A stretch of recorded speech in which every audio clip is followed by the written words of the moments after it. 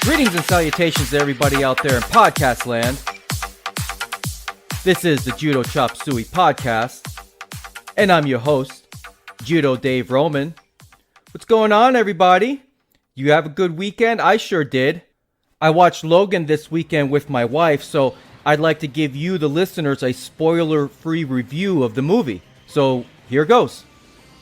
It was awesome. It was awesome. And, well, just so that you guys know, I'm sure if you haven't watched the movie, you've probably heard about this already, that the Deadpool 2 trailer was presented at the beginning of the movie, not part of the normal trailers that they have prior to the movie. And so the Deadpool trailer was hilarious. And I'm one of those few guys, apparently. I wasn't a big fan of the first Deadpool movie. I don't know. I'm 42 years old. When it came out last year, I've gotten a little bit old enough to the point where jokes about farts or private parts or just real sophomoric type stuff just doesn't do it for me anymore from a humor standpoint. And I don't know. I mean, I enjoyed Deadpool, but it wasn't. I mean, I had friends that say this was the greatest Marvel movie ever, and I was like, just no way. But Logan may very well be the best Marvel movie that has been produced today. It was what Wolverine is supposed to be in a movie, and it's extremely violent, and the story was very good, and it's very sad. And that's about as much as I can say about the movie. I'm sure you've seen the little girl in the movie. I know if the trailers didn't give it away, I'm not going to give it away. I don't remember the Logan trailers, but it's not too much of a leap for you guys to figure out, if you haven't watched the movie, who the little girl is supposed to be. The action scenes were phenomenal, and there was a low point or two in the movie, but other than that, I just thought that the story and the action and the acting were just top notch, and it's really, I know for a fact, I think Hugh Jackman has stated it, that he's not going to continue doing Wolverine, and I think you'll see why. And it's time for him to retire that character, but it's really interesting for me to see how he has really made that character his own over the past, 17 years. When did the first X-Men come out? In 2000? And I remember back then when it came out that I used to think Hugh Jackman was pretty jacked back then, but man, he looked fantastic today. I mean, he or not today, but in this latest installment of him playing the Wolverine character.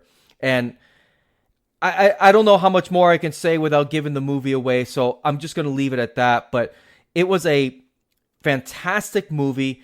I highly recommend that you see it. I normally don't talk about things that are not related to judo on this podcast, but every once in a while when I see something that's fantastic or some kind of... You guys know that I'm kind of geeky in that sort of thing. I love the Marvel Cinematic Universe. I love all the Marvel stuff on Netflix. I'm a big-time gamer. For you PS4 people out there, you can friend request me at La Vida Judoka, which happens to be my Twitter handle as well.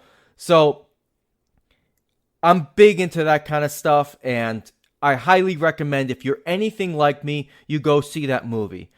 And if you're nothing like me, you should go see that movie anyway, because it's worth the time. It was a lot better than a lot of the other Marvel movies that have been put out over this past, they're going on about 20 years with the Marvel Cinematic Universe with a lot of these type of movies, or pretty close to it. But anyway, great movie. I highly recommend you watch it.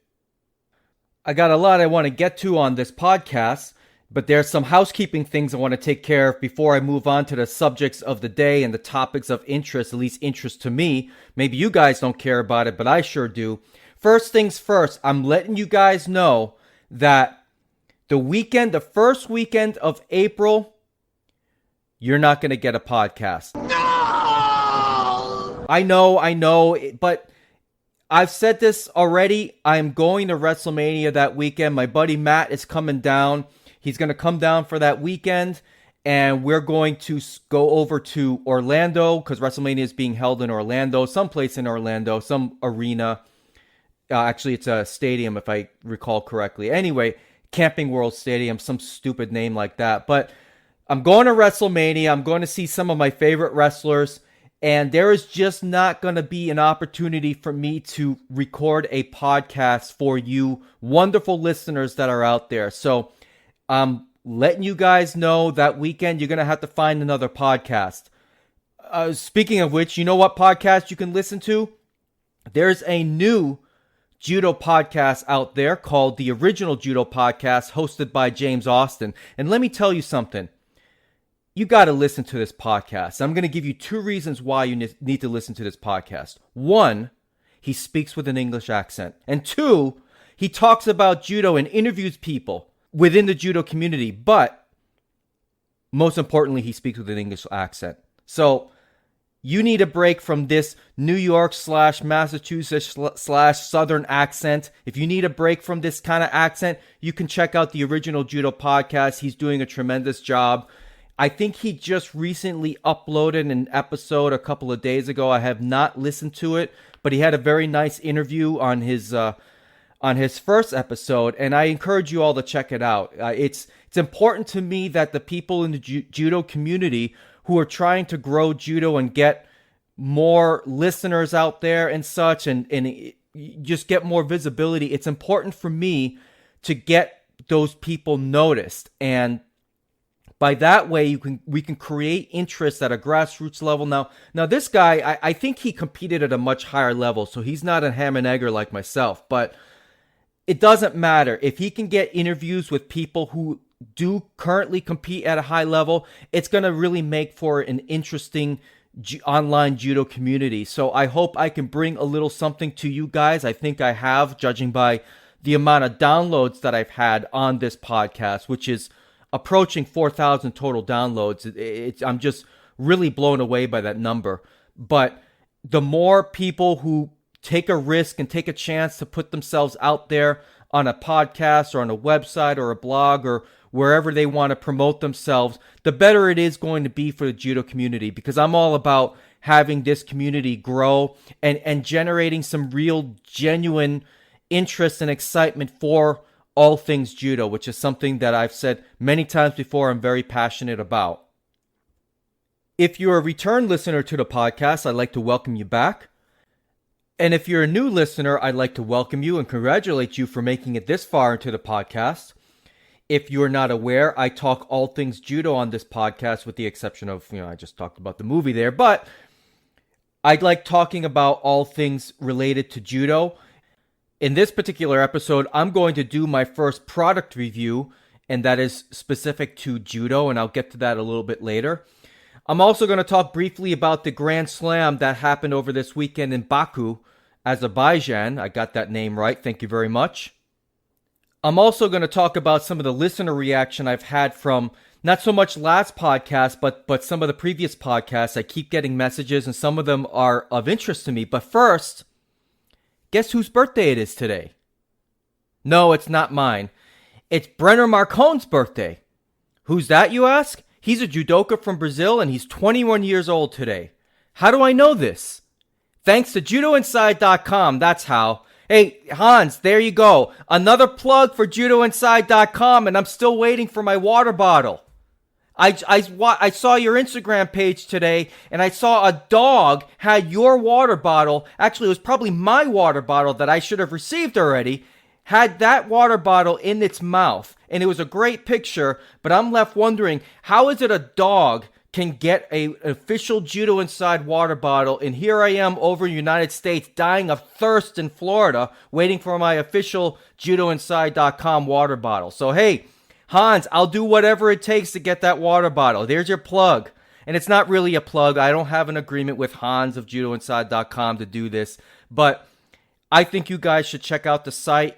They've got a lot of great material on there, and a lot of great news, a lot of judo results, a lot of results on competitions that I just simply cannot comment on because I can't watch them all. This This is just a fun hobby I do on the side. My real job has to do with other things, which I'm actually going to talk about a little bit later today, but it'll tie into the product review that I'm going to be doing. But I highly suggest you guys check out judoinside.com. And Hans, let me know what I got to do to get that water bottle, because when I went to see the Logan movie this weekend, I would have liked to have snuck that bottle in there and drink from the official judoinside.com water bottle. So hey, let me know what I got to do.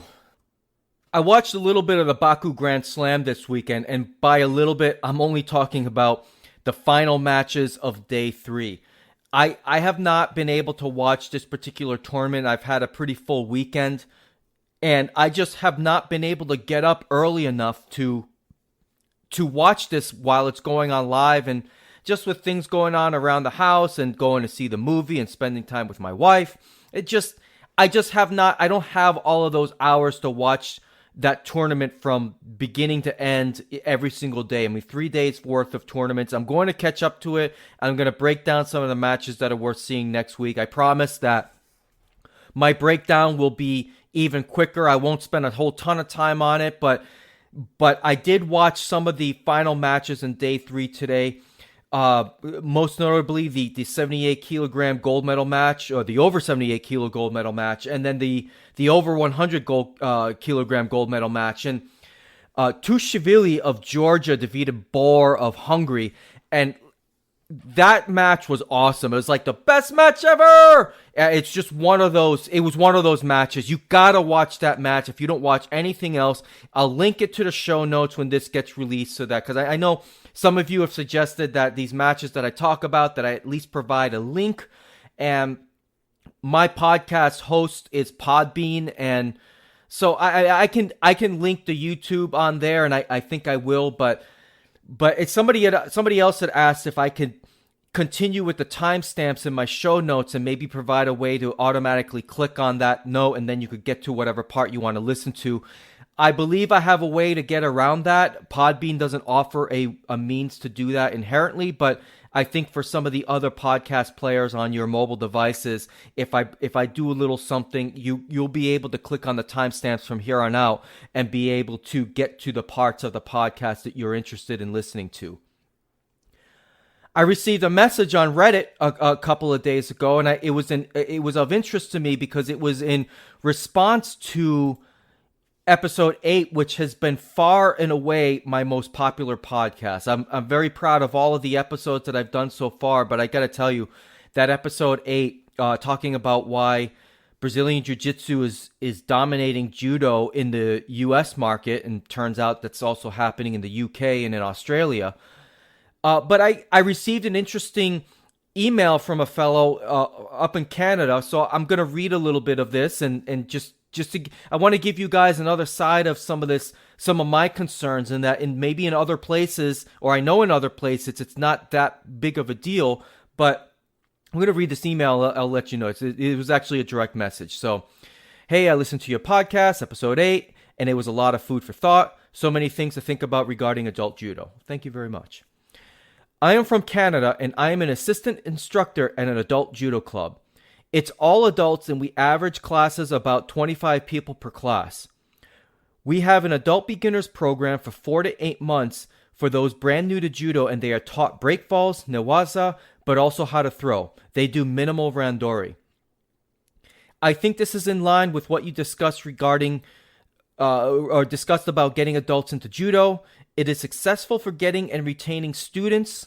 However, and this was really interesting to me, once they get to the advanced class, notes here, yellow belt and up, they are terrified to do randori. Even some at green belt still won't randori much with the brown and black belts. It's been a puzzle for me on how to keep the adults interested and retain them, but also make them good at judo. Now, I thought that was a really interesting, he says, thanks, great podcast, keep it up. Thank you, you're welcome. I thought he brought up a really interesting point, because some of the things that I talked about in that podcast and in or that particular episode and episodes since is how to get more adults involved in judo. Seems that this fellow has figured out this fellow's club has figured out a pretty interesting formula. I mean, 25 people per class. I think I've said this before. The only time I've seen 25 adults in a judo class in any of the clubs that I've been at has been for clinics. Now, I've been to some clubs where there's been as many as 15 adults. That's probably been the most. And then you mix in some teenagers in there as well, and you have about so I've been to classes like that, but never 25 adults. So I think his program is really interesting, and it goes in line with some of the things that I've talked about on how to get more adults involved in judo. But this was a really interesting problem that I've not really given it too much thought about. Once they get to the next advanced class, is that they're afraid to do randori, and I'm not sure why, because when you're doing randori, which for those who may not know, if you're new to the podcast and you don't even do judo, randori is sparring. It's like sparring like you do in boxing, except in judo it's all throws and chokes and arm bars and such. But it's not like simulated or anything like that. You actually go, well, you don't always go 100% all the time, but you're really trying to throw somebody and they're really trying to resist you from being thrown. So what's interesting here to me is that these beginners going up to the advanced class, that they're afraid to go with brown and black belts, which in my experience, going with a brown or a black belt is actually better for those beginners than it is for them to go with peers at their own skill level, because the brown belts and the black belts, they're going to have a lot more control in their techniques. Now, granted, they're a lot better and they move very differently than beginners. And I mean, I can attest to this. Sometimes when I'm doing randori with people who are lower ranked, I just flick my wrist a little bit and they practically jump out of their feet. They jump off the mat and they freak out. But it's an interesting problem, but my initial thought and response to this is that at least you're getting them to the advanced class. If you get 25 adults and all 25 of those adults make it to the advanced class, if you're able to retain 2 to 3 of those adults through brown belt and maybe they end up becoming a shodan, that's very successful in my opinion. Because we definitely need, especially grassroots judo, we need as many adults that we can get in as possible. The kids are important, obviously, but we definitely need more adults. And I mean, I think this program is great. If you get 2 or 3 people out of that 25 that can eventually become a brown belt and even move up to a black belt, that would be really great, in my opinion. And speaking of being an assistant instructor and getting people involved in judo and being able to teach effectively, I'm going to come full circle back around to the little teaser I had earlier about doing the first Judo Chop Suey product review. Now, before I get to this review and this particular product, I want to make it absolutely clear that I am not a paid shill. Nobody paid me to do this product review. Nobody gave me any free access or did me any favors, or nobody reached out to me on Twitter and said, "Hey Dave, can you do this product review for me, man? It would be awesome." No, nobody did anything like that. I decided a couple of days ago to sign up for a website that I'm sure many of you are familiar with. And no, it's not Pornhub. Get your minds out of the gutters, you freaks. No, I signed up for superstarjudo.com. Now, I'm sure all of you judoka out there are very familiar with superstarjudo.com. If you follow fighting films on Facebook or Instagram or Twitter, if you go on YouTube and search on judo, chances are you're going to see a Superstar Judo video. Now, most of the product that they put out there for free is available on the site, but it's certainly just a teaser. It's just meant to advertise what their site is all about. So I decided to sign up for Superstar Judo, and I want to give you my initial impressions of this product before any of you who have not subscribed decide to shell out your money for this service. Now, I want you all to know, in the event that you're not aware, my daytime job is a software QA tester. I'm actually a team lead at the company that I work for. So my chosen profession that I've been doing over the past 19 years is software testing, whether that's testing websites, whether that's testing applications. That involves performance testing, manual testing, automated testing. So my entire professional career has been testing. No, I have not been this wonderful podcaster my entire life. That's just a side thing that I do for absolutely free because I'm just one heck of a guy. But I'm going to approach looking at this site. I mean, I didn't test it for defects or anything like that, but I do test with my impressions as an end user as well. So not only do I do functional testing and ensure that the product is working to specification, I also will test for interface issues or really the overall look and feel of a particular site or application, and then give my recommendations from there. So I'm going to approach this particular review with that in mind. And I'm going to talk about the good. I'm going to talk about the bad. One thing, I want to get the bad out of the way first. Now, when I log on to Superstar Judo, I've got this nice dashboard. It says, "Hi, David." And there's a big thing on the right side. It's a link to this Fighting Films online store. You can go on there and you can buy various products that Fighting Films offers, whether it's mats, judogi, accessories, videos, you name it, they've got it. Well, they don't got kitchen sinks, but you get the idea. Anything that's related to judo or martial arts and products along those lines, they've got it. So the layout of this site is not quite what I would like initially. How would I describe it? I would describe this site as a little clunky. I hate using that word because I think Fighting Films does a great job with the site. I want to get that out of the way. But the layout is a little clunky. So you have this dashboard. It says dashboard/Hi David. And then right under that it says, "Hi David, welcome to Superstar Judo."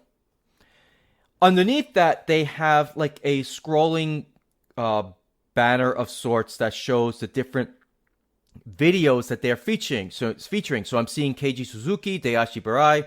Now it scrolls on next to the 1991 World Judo Championships, which is a documentary, it would appear. Let's see, they do have, then it scrolled next to the 2016 Olympic champion profiles.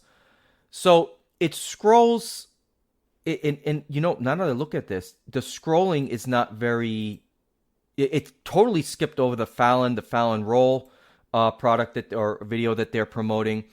So it doesn't work as smoothly as what I'm used to seeing from other sites. It's not terrible, but it didn't, right there, just skipped on a thing that it's supposed to highlight. So underneath that, you have the latest videos on Superstar Judo. And then underneath that, you have continue watching, because there was a bunch of videos that I was watching earlier yesterday. So on the right side, like I said before, or if I didn't say it already, you have this Fighting Films online store banner. You have groups, which has this arrow here. And if I click on groups, it takes me to this screen that says getting started with group. I'm not sure what this is. I'm getting freaked out. I'm going back. I'm clicking the back button on my browser. Let's see. Now it says favorite coaches. It would appear that my favorite coaches section is coaches that I've specifically clicked on over the past couple of days. So it looks like Neil Adams, Ol Bischoff, Dashtava, Keiji Suzuki. Looks like favorite category. So it looks like initially, because I've only been on the site for a couple of days, that on the right side is this section that breaks down. It keeps track of what I have watched and what I may be interested in watching, or certainly what I have watched. Certainly I've seen Tachiwaza and Kumikata as my favorite categories. Doesn't mean that Well, yeah, I guess it means that I haven't actually looked at some of the Ashiwaza stuff that they have. I guess it doesn't mean. I guess it means I haven't looked at anything regarding to, say, a favorite technique section. All I've really watched is the Tayatoshi. So it's kind of interesting how it keeps track of your viewing habits on that side. At least that's my impression. That's kind of neat. I have to scroll down, and this is the weird thing. This initial dashboard screen, the upper banner there is so thick. It's like literally 2 inches thick. So going from the address bar all the way down to the end of this initial banner, it's about 2 inches thick, and that's a lot of real estate on my laptop. It's a lot of browser real estate that they're taking up there. So again, I'm reviewing this as if I'm a QA guy, a software tester or website tester, and that's my initial impression there. So in order for me to see the favorite techniques, favorite categories, I got to scroll down quite a bit. If I want a resource that is very quick, that I can quickly see what my favorite coaches are, favorite techniques and stuff, I shouldn't have to scroll. That's just my opinion. Or I can roll over on a menu item that goes to the top bar from left to right and at least be able to see that.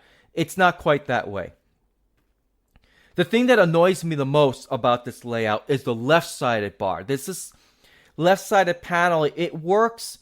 You know, if you're a Windows user, you can hide the taskbar at the bottom and you bring your mouse to the left and it pops up.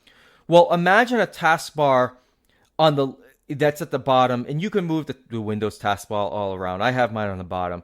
But on the Superstar Judo website, imagine a taskbar like that's on the left side, and if you scroll over it, it extends out furthermore. And then so on that taskbar, I've got this thing called My Superstar Judo. I see judo coaching, I see blog, and all about Superstar Judo. If I highlight judo coaching, another menu thing pops out, and it says judo videos and judo playlists.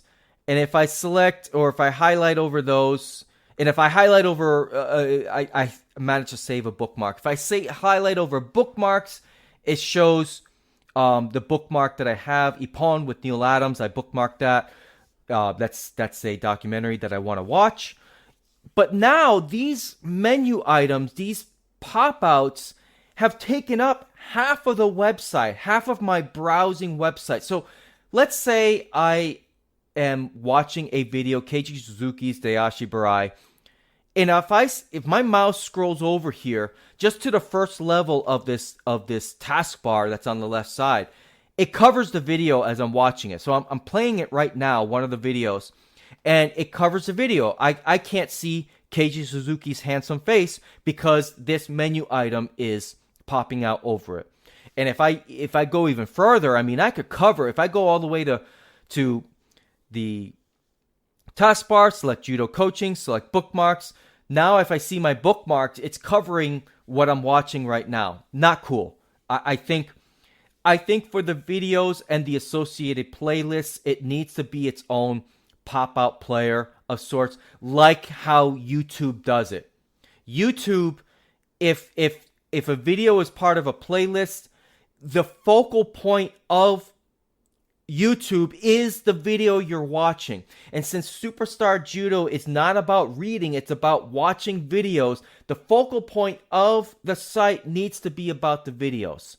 That's my initial impression when I'm browsing through here.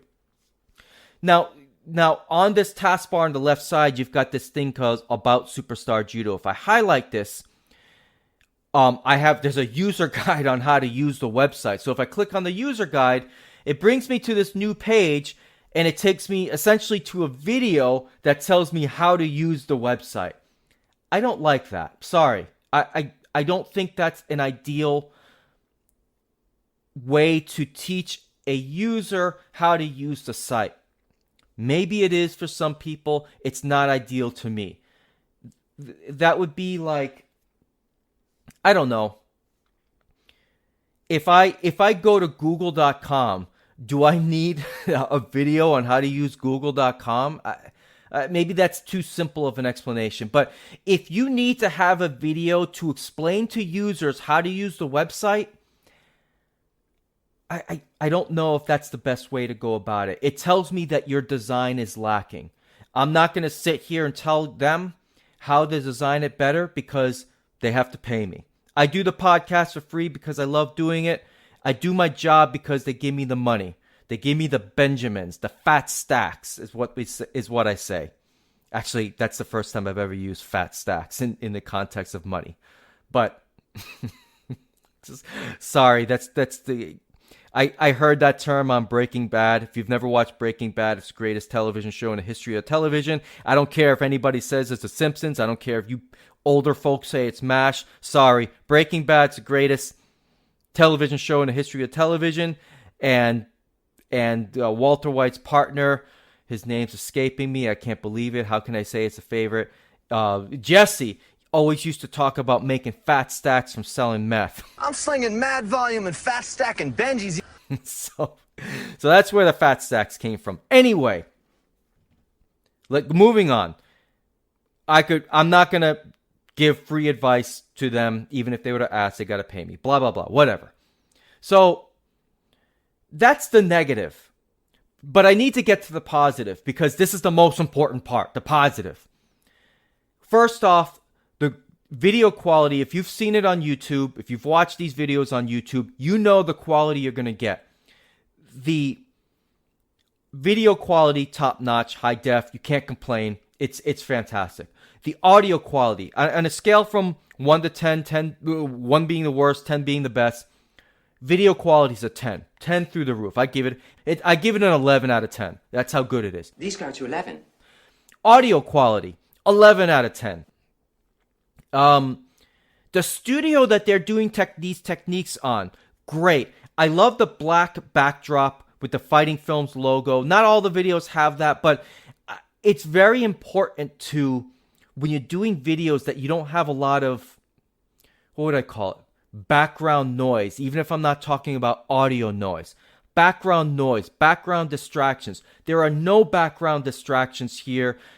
I'm really glad about that. You got the Fighting Films logo, and obviously you're going to have that logo in the background. It makes the most sense. What I didn't want to see, and what you don't see, which is a good thing, is that you see these advertisements for like dollar merm mats or IJF's or British Judo or anything like that. You don't see advertisements like that in the background, and I think that's great. All of the judoka who are demonstrating are wearing Fighting Films gear. They're in a Fighting Films studio, and it's just production quality is 11 out of 10. These go to 11. And that's how I put it. Now, as far as the content, I'm going to give it a, I know some people are going to probably scream at me about this, 8 out of 10. Look, fantastic content. You can't complain about it. It's and I'm not going to complain about it. I'm going to critique it.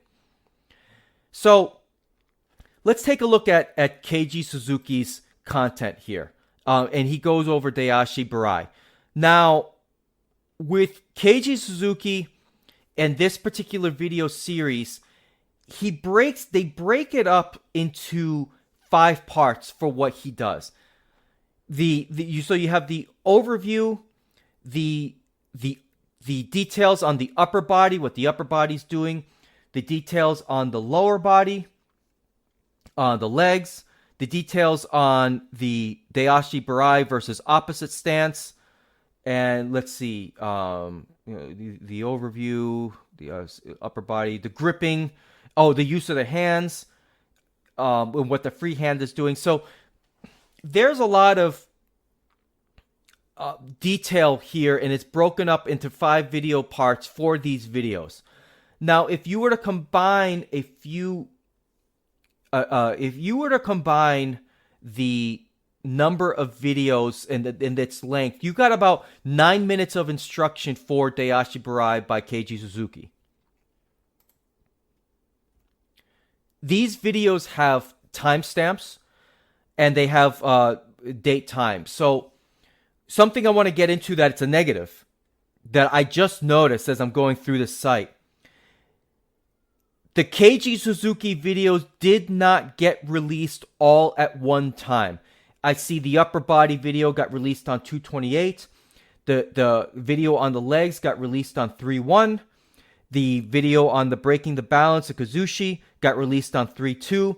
Look, they obviously had these videos already made. So it's not like they recorded the legs on the same. It's not like, so when they released the video on upper body, it's not like they were recording the video on the lower body part on that day. They've had all these videos. My feeling is if you have the library of videos available, release them all in one day. Do what Netflix does. I'm sure many of my listeners here, many of you guys watch Netflix shows. I know Iron Fist is going to be coming out next week for all you Marvel Cinematic Universe freaks out there like myself. You got to release them all in one day. There's no reason to release it day by day by day. If you're trying to claim that you have new material every single day, that's not very important. I would rather see new material once a week as long as I get the scope of it all. So with the quality of the videos, the quality of instruction is very good. Like I said, 8 out of 10 in terms of content. The only reason why I don't think these videos get a 10 out of 10 is because I don't think the beginner would find a lot of value in these videos. There's a lot of things that are not spoken when doing these videos that the experienced eye by the experienced judoka is going to pick up on. There are things that, so for you beginners out there that are listening, as you get better in judo, you recognize things that other people are doing and things that you are doing while you're doing your techniques. I would venture to guess that by, just to put it out there, in generally speaking, by about Nikyu is around the skill level and experience where you are able to identify the problems that you are having with your throws and start to correct them. So let's say you're throwing and you do a Tayatoshi. Your coach says, wow, that looked great, but you know something was missing. By about Nikyu, you should be able to identify what it was that was missing and be able to correct it. And when you're watching other people demonstrate a technique, you should be able to pick up on the little nuances that they're doing that is not necessarily being explained. And this is what makes teaching judo very difficult for a lot of instructors. My judo coach taught me those nuances. He taught me to learn how to break down the techniques and see the little things that I'm not doing to improve. Do you know who does a very good job with this kind of instruction is Dr. Roddy Ferguson. If you've ever watched his videos, he breaks down videos in a way that my judo coach used to. I know that he does a very good job with detailed explanations on what he's doing. I can't say the same thing about the little things that are evident to somebody of Suzuki's skill level that he may not even be bothering to teach. And this is why judo takes a long time to learn, because a lot of instructors, look, they just say, all right, grab the sleeve, lift up here, put your arm under here, turn your shoulders while you throw, look behind you, bend your knees, go ahead, do it. A lot of instructors teach that way, and that's why it takes a long time. My instructor didn't teach that way. He taught me how to understand the throws.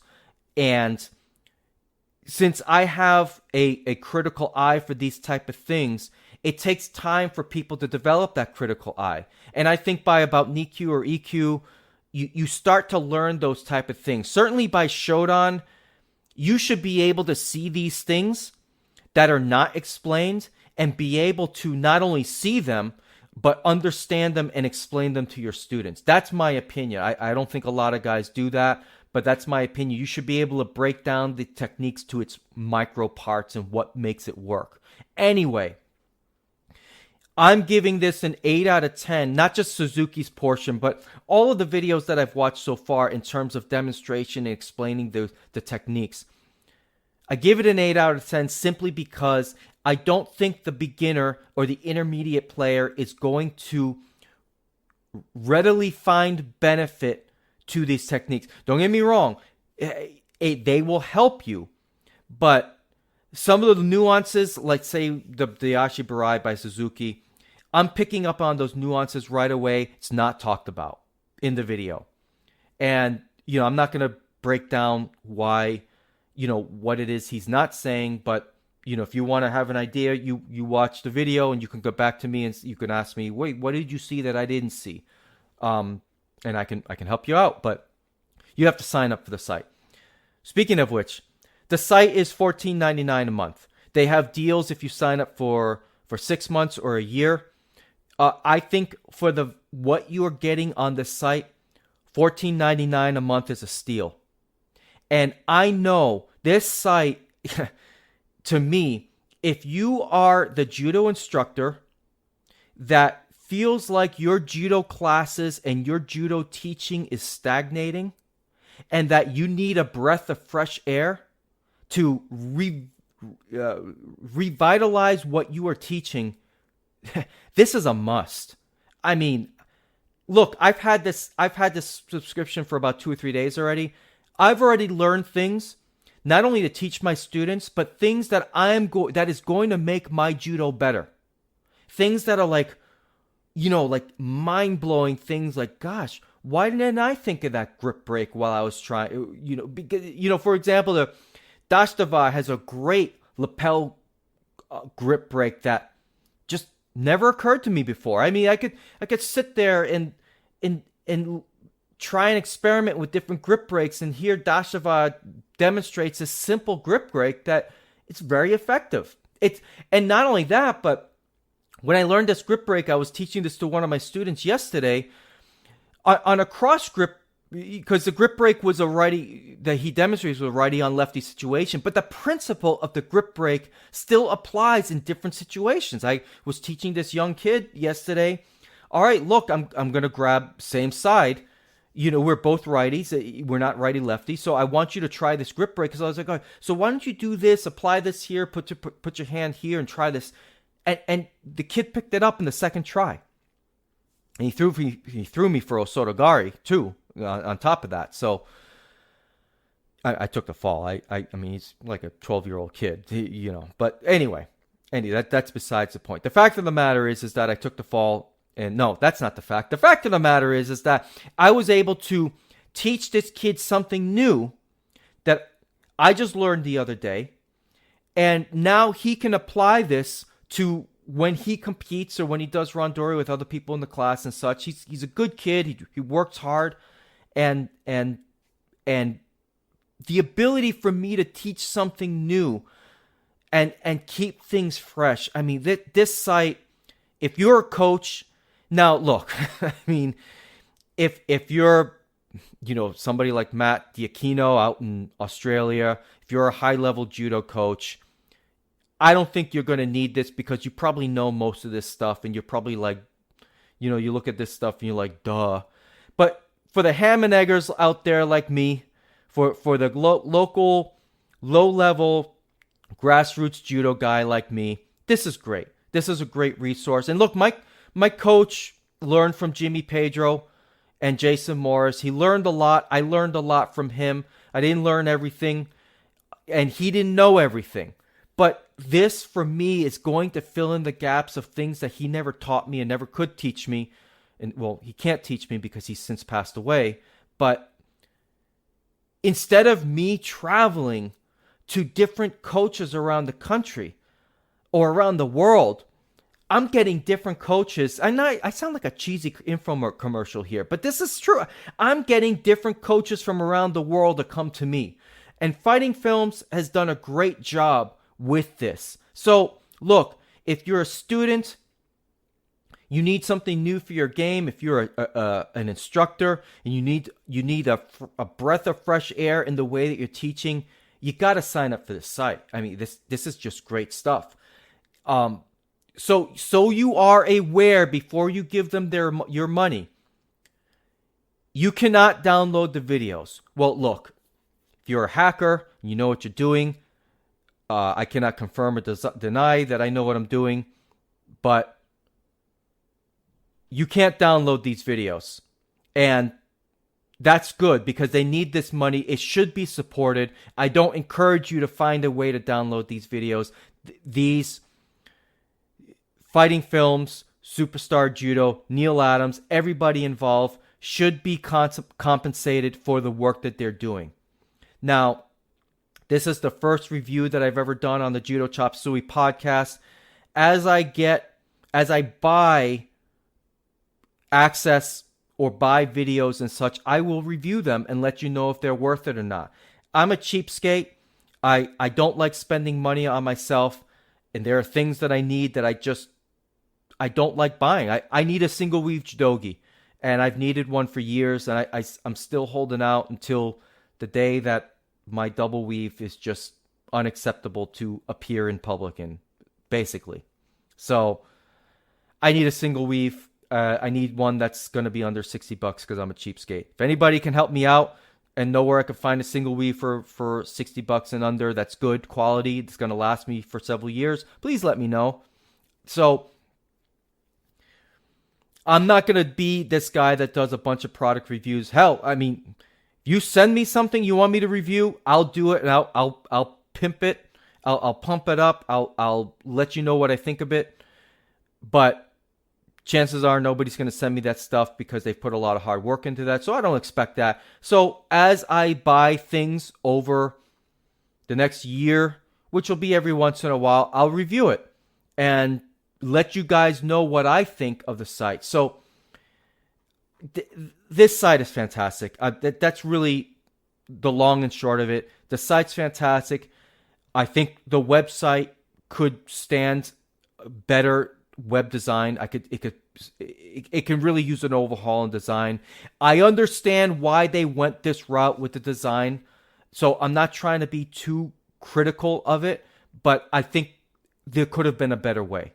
There's a lot of, especially at the top part, like I said, a lot of real estate being used up that serves no purpose. I don't know why the header banner here needs to be literally 2 inches. And 2 inches sounds like a little bit until it's taking up, a 12 to 14 inch screen. 2 inches is a lot. It's a lot of website real estate. Anyway, that's my review of Superstar Judo. I hope you find it of benefit. And if you sign up, let me know what you think. Let me know what you think of this review. If you think it's off base, let me know. I'd like to hear from you. If Superstar Judo has helped you, let me know. Let's talk about it. Shoot me an email. I'll read it on the air. Like I said, as a reminder, it's judochopsueyshow@gmail.com. If you want to tweet at me, it's at La Vida Judoka. Or shoot me a message on Facebook. You look up Judo Chop Suey. Let me know what you think of Superstar Judo. I think it's fantastic. And if you don't want to let me know what you think about Superstar Judo, at the very least, you could let me know what you think about the Judo Chop Suey podcast. I don't think it's nearly as fantastic, but I think it's pretty good so far, and I'm really enjoying my time here. If you've made it this far, I congratulate you, and would ask that if you want to leave a review or give me a thumbs up on either iTunes or Google Play Music or Stitcher, or follow me on YouTube, let me know how I'm doing. I'd love to hear from you guys. Shoot me, like I said before, shoot me a message. I want to hear from you guys. I want to know what your thoughts are on this podcast and how I can improve it. And if I'm doing a good job, I love hearing that. If you think I suck, I definitely want to hear from you, because I'll read it on the air and get a good kick out of that. But anyway, I hope you have a great rest of the week. I hope all of your wildest dreams will come true. Train hard, stay safe out there, and until next time, I'm out. Oppan Gangnam Style. Gangnam Style. Oppan Gangnam Style.